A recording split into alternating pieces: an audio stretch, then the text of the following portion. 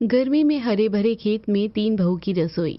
शकुंतला के तीनों बेटों की शादी हो चुकी है। उनकी तीनों बहुएं कोमल, राधा और माया अपने खेत के बीच बनी छोटी सी झोपड़ी में आई हैं। छोटी सी झोपड़ी के अंदर जगह इतनी कम है कि सामान ऊपर नीचे लदा हुआ है। सास शकुंतला और नंद छुटकी कोने में बैठी है और तीनों बहुएं झोपड़ी के कोने में बने चूल्हे पर खाना बनाते हुए साड़ियों से पसीना पोंछ रही हैं। राधा जरा संभल कर, तेरा पैर माची को लग जाएगा। अरे दीदी कहाँ हटू, पीछे दीवार है, आगे चूल्हा और बगल में सामान। इस एक कमरे में हम 8 लोग कैसे समाएंगे। अरे बेचारी छुटकी को देखो, उसे पढ़ाने के लिए कोना तक नहीं मिल रहा। और रात को भी जब तीनों भाई मजदूरी से आएंगे तो हम सोएंगे कहाँ, एक के ऊपर एक चढ़कर। मैं तो पुराने चूल्हे के पास वाले इस छोटे से कोने में गुजारा कर लेती थी, पर तुम तीनों आ गई हो, इस घर की दीवारें अब काटने को दौड़ती हैं। तभी कोमल चूल्हा जलाती है। चूल्हा बिल्कुल दरवाजे के पास है। जैसे ही धुआं उठता है, अंदर बैठी नंद और सास को खांसी आने लगती है। उसी समय माया सब्जी काट रही है। उसका हाथ गलती से राधा को लग जाता है और सब्जी जमीन पर गिर जाता है। ओफो माया, देख के यहाँ देखो दीदी, यहाँ हाथ हिलाने की जगह नहीं है। सब्जी क्या काटूं, ऐसा लग रहा है हम रसोई में नहीं किसी पिंजरे में बंद है। धुआं आंखों में लग रहा है माँ जी, इस तपती टीन और झोपड़ी में तो सांस लेना भी भारी हो गया है। क्या करे बहू, ये घर नहीं साहूकार का एहसान है, जैसा है इसी में गुजर करना होगा। माँ आज तो बहुत घुटन हो रही है, चलो ना बाहर चलते हैं। बेटा बाहर सूरज आग उगल रहा है, लू चल रही है, ऐसे में हम बाहर गए तो हमारी जान चली जाएगी। राधा बेटा जरा एक गिलास पानी तो दे दे। जी माँ जी। राधा पानी लेने के लिए मटके के पास जाती है और मटका देखकर, अरे ये क्या, मटके में तो एक बूंद भी पानी नहीं है, खाना बनाने का पानी भी खत्म हो गया है, अब क्या करेंगे। चलो फिर पहले पानी ले आते हैं।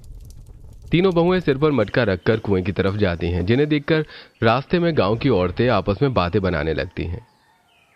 ए भगवान, ये क्या देख लिया, ये तो वही बहुएं हैं जो साहूकार के खेतों में बनी छोटी सी झोपड़ी में रहती है। बेचारी इतनी छोटी झोपड़ी में परेशान हो जाती होगी इतनी गर्मी में।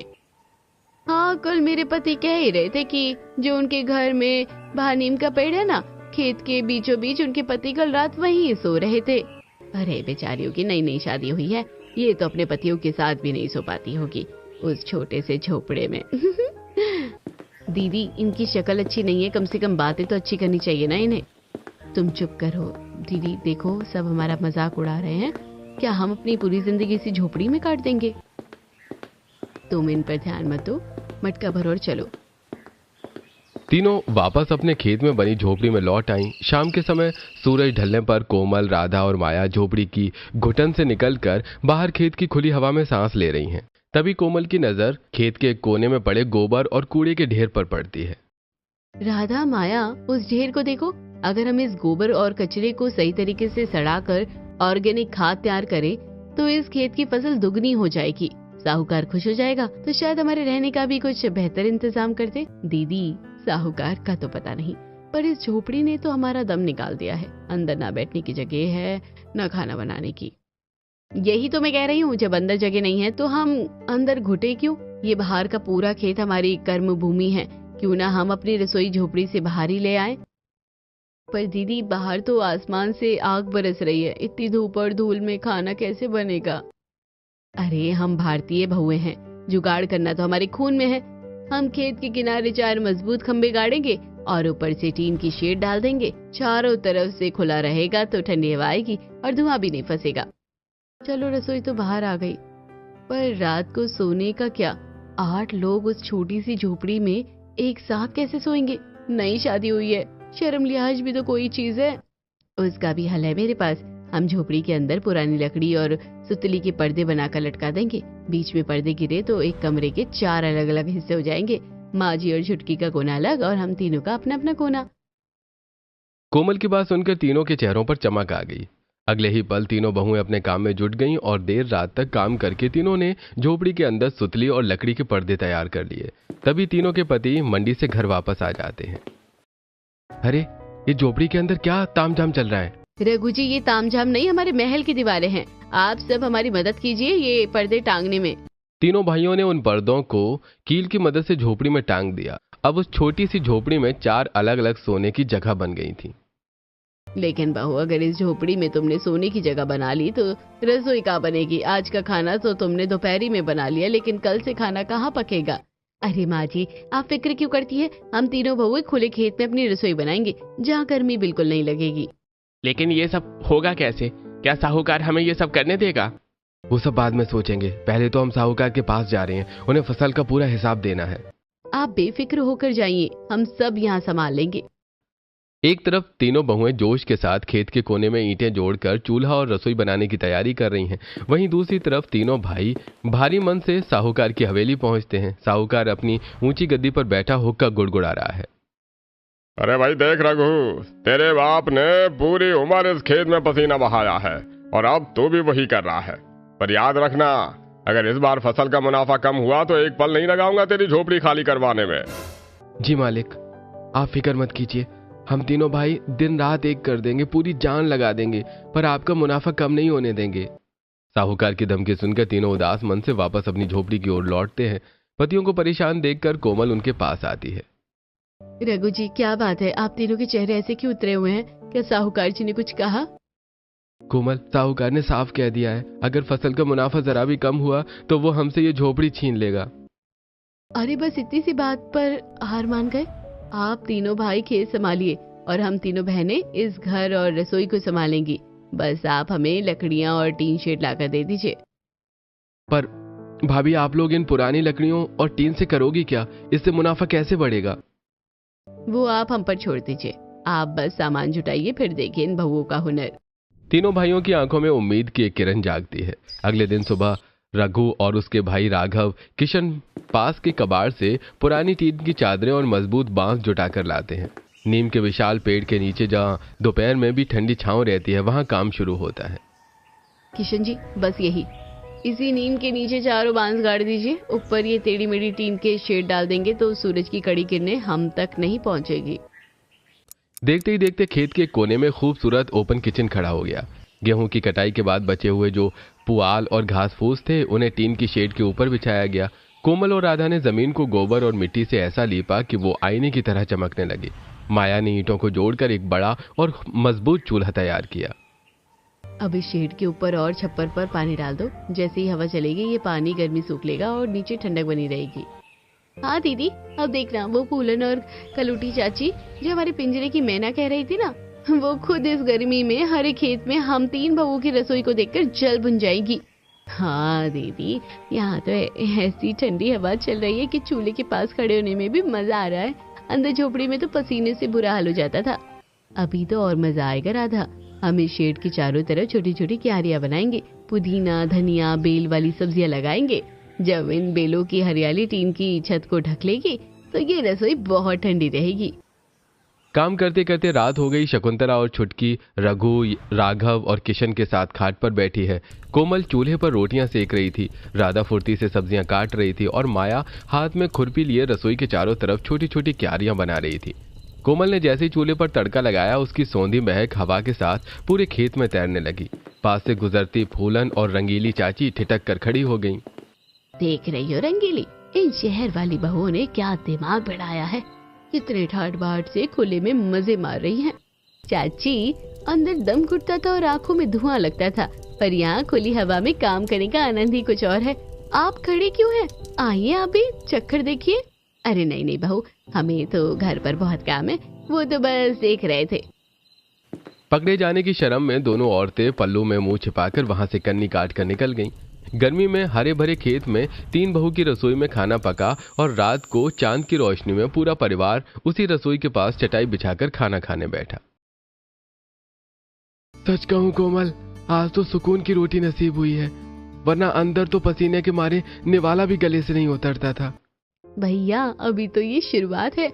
जब इन क्यारियों में सब्जियां और बेलें चढ़ जाएंगी तो ये रसोई पूरी खेत का सबसे ठंडा कोना बन जाएगी।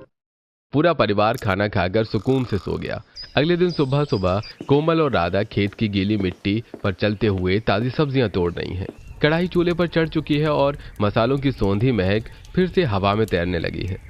खाने की खुशबू से पास के खेत में बच्चे पेड़ के पीछे खड़े होकर उन्हें देख रहे थे। तभी कोमल की नजर उन पर पड़ती है। अरे ओ बच्चों, वहाँ पेड़ के पीछे क्यों छिप रहे हो? जल्दी बाहर आ जाओ, डरो मत। कोमल की आवाज सुनते ही 3-4 बच्चे शर्माते हुए बाहर आए। वो चाची, हम तो बस देख रहे थे, क्या आप बना रही हो? बड़ी मस्त खुशबू आ रही है, कल रात को भी आई थी। आ जाओ, तुम्हारी चाची ने आज तुम्हारे लिए खेत की ताजी लौकी की सब्जी और बैंगन का भरता बनाया है, और देखो बाजरे की गर्मा गर्म रोटियां भी सेक रही हैं। चाची, क्या हम भी खा सकते हैं? हमारी मम्मी ऐसी सब्जी नहीं बनाती जैसी इस सब्जी में खुशबू आ रही है। क्यों नहीं बच्चों, आ जाओ, हाथ धोकर यहाँ चटाई पर बैठो। कोमल और राधा ने प्रेम से बच्चों को मिट्टी की थालियों में गर्मा गर्म भरता और रोटी परोसी। बच्चे जैसे ही पहला निवाला लेते हैं, अरे वाह चाची, ये तो बहुत टेस्टी लग रहा है, ऐसी सब्जी तो हमने पहले कभी नहीं खाई। बेटा, ये कमाल ताजी सब्जियों का है, ये बिना दवाइयों वाली घर की सब्जियां हैं जो सीधे खेत से चूल्हे तक आई हैं। बच्चे मजे से खाना खाकर अपने घरों की ओर दौड़े। शाम का समय है, बच्चे अपने घर पहुंचते हैं जहां उनकी माएं खाना परोस रही हैं। चलो बेटा, खाना खा लो, आज गोभी बनाई है। नहीं मम्मी, मुझे ये नहीं खानी है। मुझे तो वही सब्जी खानी है जो साहूकार के खेत वाली चाचियों ने खिलाई थी, उसमें बहुत स्वाद था। अरे उन नई बहुओं के हाथ में ऐसा क्या जादू है कि तू अपनी माँ के हाथ का खाना भूल गया? यही हाल दूसरे घरों के बच्चों का भी था। नहीं मम्मी, वो चाची कहती है कि वो ताजी सब्जी तोड़कर बनाती है, बहुत मजेदार होती है। अपने बच्चों की बात सुनकर मम्मियां हैरान थीं। अगले दिन दोपहर का समय है। कोमल, राधा और माया अपनी रसोई के पास बैठी मिट्टी और राख का एक मिश्रण तैयार कर रही हैं। तभी वहां फूलन, रंगीली और कलूटी उनकी रसोई के पास आती हैं। अरे ओ कोमल बहू, क्या बात है भाई? कल से मेरा लल्ला तो तुम्हारे ही हाथ की सब्जी के गुण गा रहा है। रोटी तो हम भी वैसी ही बनाते हैं, पर तुम क्या ऐसा क्या जादू डालती हो खाने में? आई चाची, बैठे ना। जादू कुछ नहीं चाची, बस हम बाजार वाली दवाइयों की जगह अपने खेत का देसी कचरा और राख इस्तेमाल करते हैं, इसी से हमारी सब्जियों में स्वाद आता है। राख? पर राख से क्या होता है?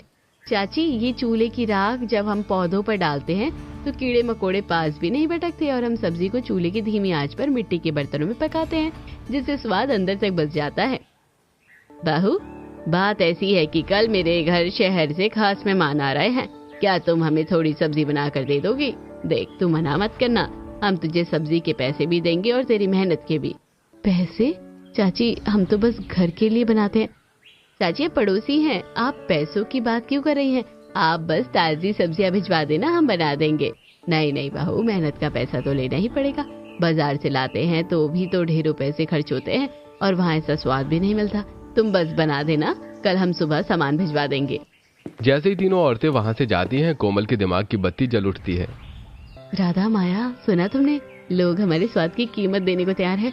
अगर हम इसी तरीके से करें तो ये साहूकार का कर्ज उतारने का सबसे बड़ा जरिया बन सकता है। हाँ दीदी, सही कह रही हो। अगले दिन कलूटी चाची ने खाना बनाने के पैसे दिए और अपना खाना ले गई, जिसे देखकर गांव के बाकी घरों से खाने के ऑर्डर आने लगे। और कुछ दिन बाद, दीदी, आज तो 12 लोगों के खाने का ऑर्डर है। उन्होंने पैसे और सामान भी पहले ही भिजवा दिया है। ये तो बस शुरुआत है राधा, लेकिन अगर हमें इस स्वाद को बनाए रखना है तो हमें मिट्टी को और ताकतवर बनाना होगा।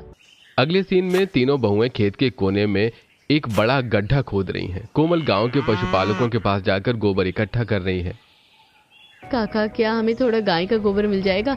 हमें अपने खेत के लिए चाहिए। अरे हाँ, ले जाओ, वैसे भी काफी सारा गोबर है और जो मेरे किसी काम का ही नहीं है। कोमल गोबर लेकर आती है और माया के साथ मिलकर उस गड्ढे में गोबर, सूखी पत्तियां और घर का बचा हुआ खाना डालने लगती है। तभी वहां से फूलन और रंगीली अपनी नाक पर पल्लू रखकर गुजरती है। अरे मोरी मैया, ये क्या कर रही हो बहू? पूरे खेत में गंदगी फैला रही हो। कितनी सड़न और बदबू आ रही है यहाँ से। चाची, जिसे आप गंदगी कह रही हैं, कुछ दिनों बाद इसमें से काला सोना निकलेगा। ये हमारी देसी खाद है, देखिएगा। जब इसी खाद से ताजी सब्जियां उगेंगी और आप खाएंगी तो उंगलियां चाटती रह जाएगी। अरे हट, बड़ी आई काला सोना वाली। देखते हैं कैसी सब्जी उगती है तुम्हारी। तीनों औरतें वहां से बुदबुदाती हुई चली गईं। तीनों बहुओं ने काम निपटाया और अपना 12 लोगों के खाने का ऑर्डर तैयार किया। जब खाना मेहमानों ने खाया तो गांव की चौपाल में तीनों की बहुत तारीफ हुई। बहू, तुमने तो कमाल कर दिया। आज पूरा गांव तुम्हारी रसोई की चर्चा कर रहा है। माँ जी, अभी तो सिर्फ शुरुआत है। अब हम इस रसोई को गांव का गौरव बनाएंगे। रात को पूरा परिवार फिर चांद की रोशनी में खुले खेत की रसोई में खाना खाता है। और अगले दिन जब तीनों बहुएं कुएं पर पानी लेने जाती हैं तो फिर से औरतों का जमावाड़ा लगा था। अरे ओ रंगीली, सुना है इन बहुओं ने तो अपना अलग ही धंधा शुरू किया है। जैसे ही चूल्हे पर चाय चढ़ाती हैं तो महक से पूरे गांव को पता चल जाता है। हाँ जीजी, और देखो तो इतनी तपती गर्मी में खुले खेत में रसोई बना रखी है, पर मजाल है जो उनके चेहरे पर थकान दिखे। चाची, किस्मत कभी बदलती नहीं है, मेहनत से बदलनी पड़ती है। ऐसे ही कुछ दिन गुजरे। अब बहू की खुली रसोई की चर्चा पूरे गांव में होने लगी थी। गांव में रहने वालों के शहरी रिश्तेदार तीनों बहू को खुले खेत में रसोई को देखने के लिए आते थे। कुछ दिन बाद तीनों भाई और बहुएं खेत में चारपाइयों पर बैठे हुए थे। कोमल, पहले हम सिर्फ मजदूर थे, लेकिन जब से तुम लोगों ने ये रसोई शुरू की है, लोग हमें इज्जत से देखने लगे हैं। अब तो शहर की गाड़ियां भी हमारे कच्चे रास्ते पर रुकने लगी हैं। सच कहूं तो हमारी पत्नियों का दिमाग तो कंप्यूटर से भी तेज चलता है। तुम बस हुक्म करो, हम तो सब काम छोड़कर तुम्हारे ढाबे पर वेटर बनने को भी तैयार हैं। थोड़ी देर बाद सभी सोने चले जाते हैं। अगले दिन दोपहर में एक चमकती हुई बड़ी कार धूल उड़ाती हुई उनके खेत के पास आकर रुकती है, जिसमें से एक आधुनिक शहरी पति पत्नी और उनकी छोटी बच्ची उतरते हैं। डैड देखो, ओपन किचन कितना कूल है ना। वाह, मैंने इंटरनेट पर सुना था, पर यह तो वाकई अद्भुत है। क्या हमें यहाँ ताजी रोटियां मिल सकती हैं? बच्चा दौड़कर मिट्टी के चूल्हे के पास जाता है और आग की लपटों को देखकर उसे छूने की कोशिश करता है। उसकी माँ डरकर उसे पीछे खींच लेती है। ओ बेटा, पीछे हटो, जल जाओगे। ये क्या है? क्या आप सच में इसी पर खाना बनाती है? मेम साहब डरिए मत, ये देसी चूल्हा है, इसमें धुआं जरूर है, पर जो स्वाद इस मिट्टी की आंच में है वो आपके ओवन में नहीं मिलेगा। और ये देखिए, गोबर के उपले हैं, ये हमारा ईंधन। मम्मी, ये क्या है? ये तो मिट्टी जैसा दिख रहा है। बेटा, इसे कंडा कहते हैं। इसी की धीमी आंच पर जब दाल पकती है तो खुशबू गांव तक जाती है। चक्कर देखिए, आप पिज्जा बर्गर भूल जाएंगी। शहरी महिला किंजल हैरानी से रसोई को देख रही है। कोमल और उसकी बहनें बड़े ही सलीके से उन्हें खाना परोसती हैं और प्रशांत जैसी निवाला तोड़ता है और खाते ही उसकी आंखों में चमक आ जाती है। वाह भाई, ऐसा स्वाद तो मैंने बचपन में अपनी नानी के घर खाया था। क्या आप हमें ये खाना पैक करके दे सकती हैं? हम शहर ले जाकर सबको खिलाना चाहते हैं। हाँ साहब, क्यों नहीं, हम आपके लिए ताजी रोटियां और बैंगन का भरता पैक कर देते हैं। तीनों बहुओं ने शहरी परिवार को खाना पैक करके दिया, जिसके बदले में उन्हें अच्छे पैसे मिले और ये बात पूरे गांव में आग की तरह फैल गई। कुछ दिनों में खेत का नजारा अब बिल्कुल बदल गया। झोपड़ी के आसपास का टमाटर, मिर्ची और बैंगन लहला रहे हैं। झोपड़ी की दीवार पर लौकी की बेल चढ़ी हुई हैं। तभी पड़ोस की फूलन और रंगीली चाची वहां आती हैं। कोमल बहू, बाजार की सब्जियां तो एकदम बेस्वाद हो गई हैं। क्या हमें तुम्हारे खेत की 2 लौकी मिल जाएगी? तुम जो भी पैसे कहोगी हम दे देंगे। अरे चाची, आप पैसे क्यों दे रही हो? ये तो हमने बस घर के लिए उगाई थी, आप ले जाइए। नहीं दीदी, जब हमारे पति दिन भर मजदूरी करके थोड़े पैसे कमाते हैं तो हम अपनी इस मेहनत को मुफ्त में क्यों दे? ये हमारी एक्स्ट्रा कमाई का जरिया बन सकता है। चाची से कहो कि बाजार से कम दाम में ले जाए, पर पैसे तो लेने होंगे। हाँ चाची, दीदी सही कह रही है, ये एकदम ताजी और असली सब्जियां हैं, बाजार से आधी कीमत पर ले जाइए। बहुओं की मेहनत रंग ला रही थी। गांव की औरतें अब बाजार जाने की बजाय बहुओं की झोपड़ी पर आने लगी थी। एक दिन गांव में बड़ा मेला लगा था। कोमल, राधा और माया सज धज कर मेला घूमने निकली। मेले के मैदान में भीड़ एक बड़े स्टॉल पर जमा थी, जहां शहरी खाना बिक रहा था। तीनों बहुएं भी उत्सुकता में वहां पहुंची और एक थाली लेकर चखने लगीं। छी, इससे अच्छा स्वाद तो हमारी रसोई की सूखी रोटी में होता है। मसाला कच्चा है और सब्जी में कोई जान ही नहीं है। हैरानी की बात देखो राधा, इस बेस्वाद खाने के लिए लोग इतनी लंबी लाइन लगाकर खड़े हैं और ऊंचे दाम दे रहे हैं। अगर हम अपनी ताजी सब्जियों और चूल्हे का असली स्वाद लोगों को दे तो सोचो क्या होगा। दीदी, आप ढाबे की बात कर रही हो? लोग तो हमारी रसोई की खुशबू से ही खींचे चले आते हैं। हम इसे एक छोटा सा देसी होटल क्यों नहीं बना लेते? हाँ, हम इसकी शुरुआत करेंगे। गांव के बच्चों को मुफ्त में खाना खिलाएंगे ताकि रौनक बनी रहे और बाकी सबसे मेहनत के पैसे लेंगे। मेले से लौटकर तीनों बहुओं ने अपने पतियों और सास शकुंतला से बात की और रजामंदी से खेत के किनारे जमीन पर घास के ऊपर और नीम के पेड़ के नीचे अब लकड़ी की कुछ बेंच और मेजें लगा दी गईं। ठीक है कोमल, अगर तुम लोगों को भरोसा है तो हम भाई भी पीछे नहीं हटेंगे। आज से ये सिर्फ हमारी रसोई नहीं, हमारा छोटा सा खेत वाला होटल है। देखते ही देखते गर्मी में हरे भरे खेत में 3 बहू की रसोई का बोर्ड टंग गया। चूल्हे से उठती धुएं की लकीरें और सौंधी महक अब राहगीरों को अपनी ओर खींचने लगी। एक दिन उनके खेत वाले ढाबे में काफी भीड़ थी। लीजिए काका, खेत की ताजी साग और मक्की की रोटी, साथ में घर का बना सफेद मक्खन भी है। एक तरफ तीनों बहुएं अपनी रसोई चला रही थी, वहीं उनके बगल वाले खेत में काम कर रहे किसान ये देखकर जल भुन रहे थे। अरे भाई, मंडी में सब्जियां कौड़ियों के भाव बिक रही हैं। पर यहाँ देखो, लोग खुद चल कर आ रहे हैं, पेट भर कर खाना भी खा रहे हैं और घर के लिए थैले भर भर के सब्जियां भी ले जा रहे हैं। अरे भैया सही कहा, इन बहुओं ने तो मिट्टी से सोना उगलवा लिया। साहूकार को इसकी खबर देनी पड़ेगी। अगले दिन साहूकार अपनी हवेली के बरामदे में बैठा था, तभी वहां चुगलखोर सुक्खू आया, जिसे उन किसानों ने भेजा था। अरे मालिक, आप यहाँ चैन की नींद सो रहे हैं और वहाँ आपके खेत में खेला हो गया है। उन बहुओं ने तो आपके खेत को सराय बना दिया है। क्या बक रहा है सुक्खू? साफ साफ बोल। मालिक, उनकी बहुओं ने वहाँ ढाबा खोल लिया है। आपकी जमीन का इस्तेमाल करके अपनी तिजोरियां भर रही हैं। आज ढाबा खोला है, कल को पक्का कब्जा कर लेंगी।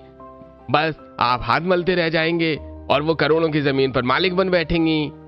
क्या मेरे खेत पर मेरे बिना पूछे धंधा? उन मजदूरों की इतनी हिम्मत? सुक्खू, ला मेरा डंडा। आज मैं उन बहुओं को बताऊंगा कि इस जमीन का असली मालिक कौन है। ढाबे पर रौनक थी, कुछ लोग खाना खा रहे थे और बच्चे खेल रहे थे। तभी धूल उड़ाता हुआ साहूकार अपने लठैतों के साथ वहां पहुंचा। उसने गुस्से में आते ही लकड़ी की एक बेंच लात मारकर गिरा दी। बंद करो ये नौटंकी। ये क्या तमाशा लगा रखा है मेरी जमीन पर? रघु, राघव, किशन, कहाँ मर गए? बाहर निकलो। मालिक शांत हो जाइए, ये तो हम बस मेहनत कर रहे हैं। अरे मेहनत नहीं, गद्दारी कर रहे हो। मेरी जमीन पर होटल खोल लिया और मुझे खबर तक नहीं है। अरे अभी का अभी ये सारा चूल्हा चौका उठाओ और दफा हो जाओ यहाँ से। सुक्खू, फेंक इनके ये मिट्टी के बर्तन बाहर।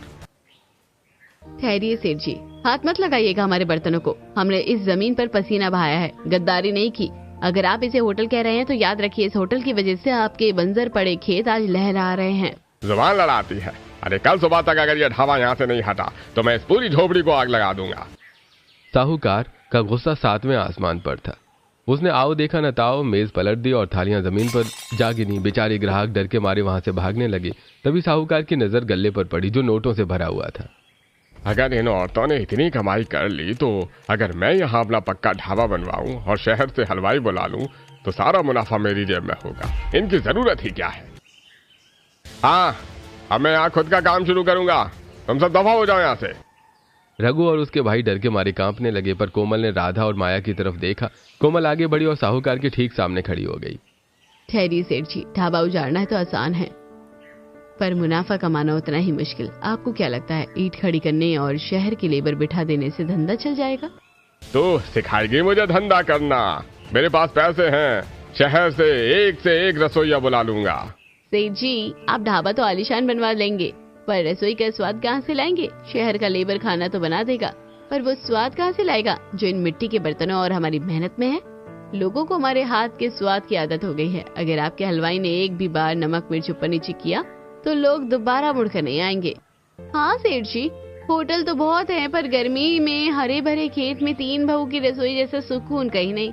आपकी मशीनें तो स्वाद नहीं दे पाएंगी जो हमारा ये देसी चूल्हा देता है। बात तो तूने पते की कही है, और इसमें मेरा क्या फायदा है? जमीन मेरी और नोट तुम गिनो। फायदा आपका ही होगा सेठ जी। आप हमें थोड़ा पैसे उधार दीजिए, हम इस खेत को एक फार्म हाउस में बदल देंगे और आपको इतना मुनाफा देंगे जितना आपने सोचा भी नहीं होगा, यानी कि डबल मुनाफा हम आपको 1 साल के अंदर देंगे। डबल मुनाफा 1 साल में?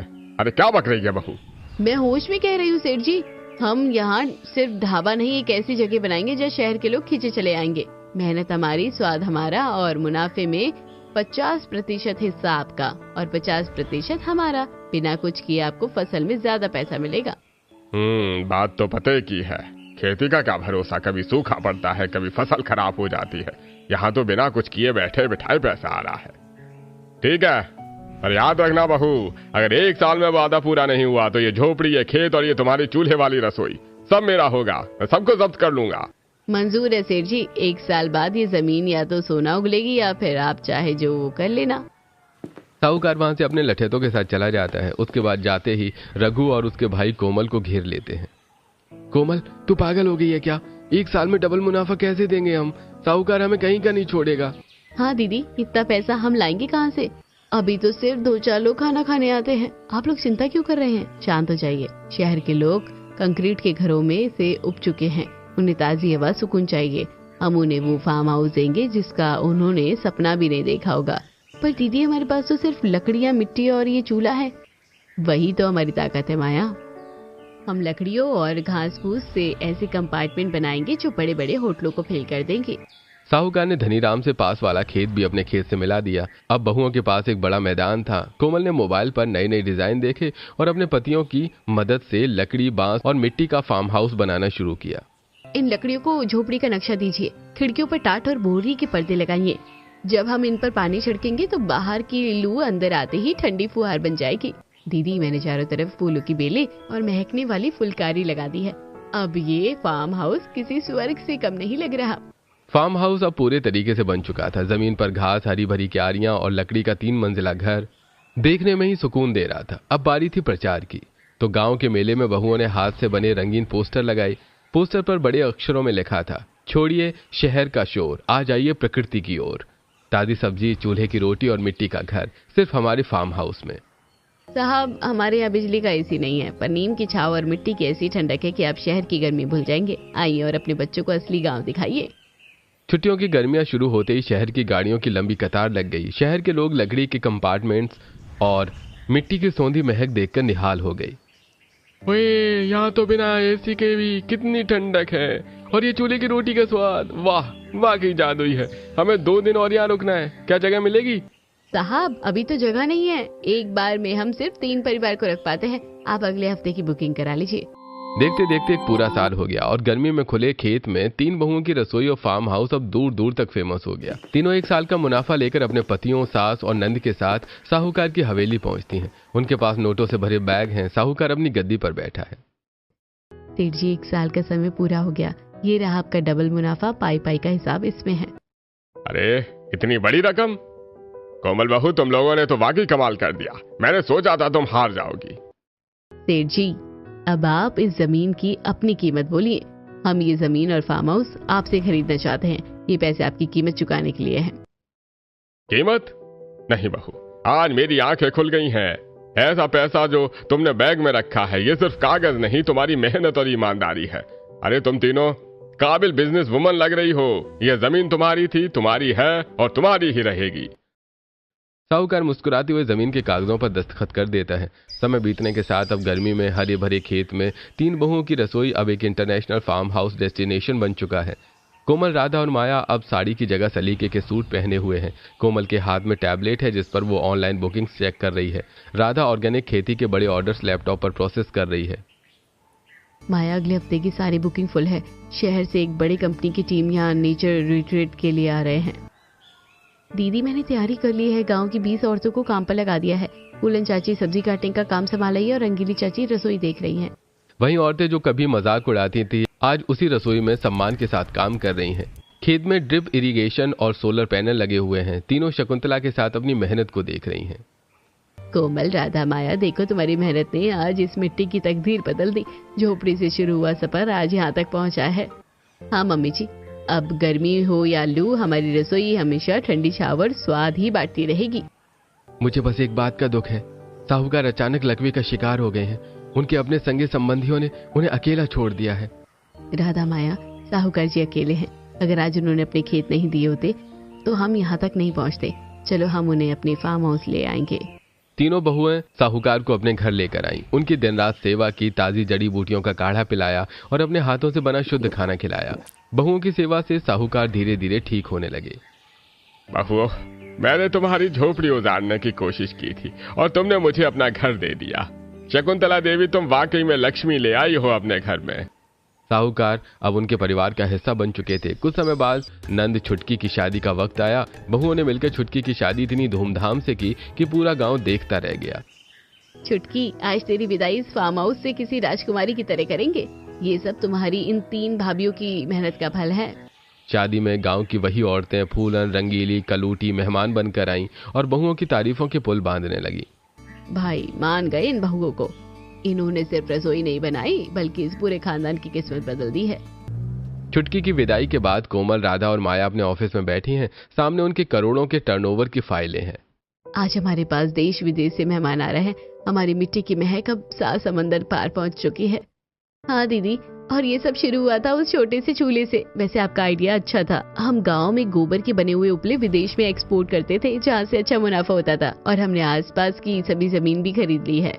हाँ, तुम्हारी मेहनत, सब्र और स्वाद का ये संगम आज मिसाल बन गया है। गर्मी में हरे भरे खेत में 3 बहू की रसोई ने न सिर्फ धुएं से आजादी पाई बल्कि 3 साधारण बहुओं को आज करोड़पति बना दिया। और हमें हमारी करोड़पति पत्नियों का पति। किशन की बात सुनकर सभी ठहाका लगाकर हंसते हैं और खुशी खुशी रहने लगते हैं।